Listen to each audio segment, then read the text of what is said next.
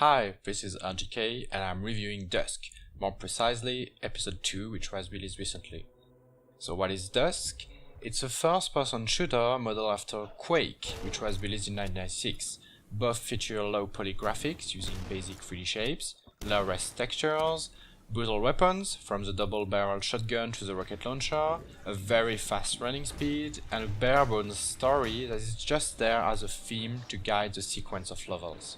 Personally, I've always found the game from that era quite ugly, especially when they tried to render humans. However, when it's well mastered, like we are seeing here, then the graphics become very evocative, as if the lack of details was inviting our imagination to fill the holes. Therefore, when it comes to Dusk, I love the simple graphics. What is especially well done is the atmosphere. The lights, the colors, the blurry textures, everything is deliciously creepy, gloomy and sick.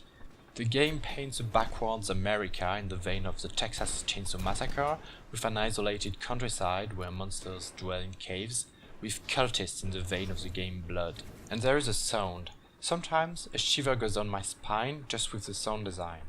The sound of the wind, metal creaking, all of this is part of the atmosphere. The music switches from ominous to industrial. It fits perfectly well. Play with a headset, by the way. Horrific sections give a rise to heavy feel, and the game sometimes likes to break your flashlight to frighten you.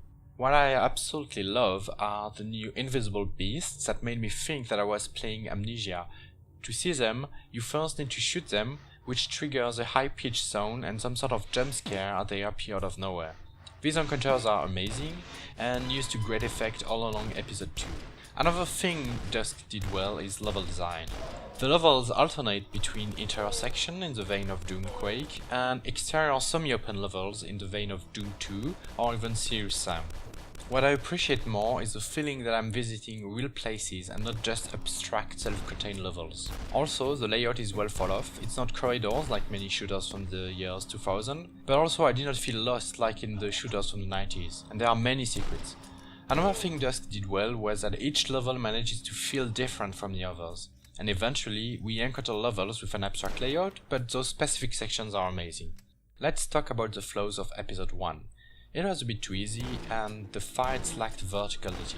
Episode 2 does not add aerial enemies, however it goes for levels with layers of verticality, thus we still have to shake that mouse in order to aim higher and survive. And episode 2 adds another layer of difficulty as well, with stronger and deadlier enemies. I'm especially thinking about these Terminator ladies shooting rockets. But thankfully we have our own rocket launcher with an insanely high fire rate. Whatever the situations are, the weapons feeling is excellent and the player is forced to alternate between them to face the different situations. It's neat and perfectly in the spirit of Doom and Quake. There are even rocket jumps and that sort of tricks, but the game is also generous with lots of jumping pads to send the player to the rooftops in the blink of an eye. Until that point you might get the impression that this game has no single flow, but there are a few weaknesses. Unlike the countryside houses of the first episode, now we are dealing with a lot of factories. At some point the game is trying to look spectacular, but when there is too much lighting then the basic graphics show that true ugly face.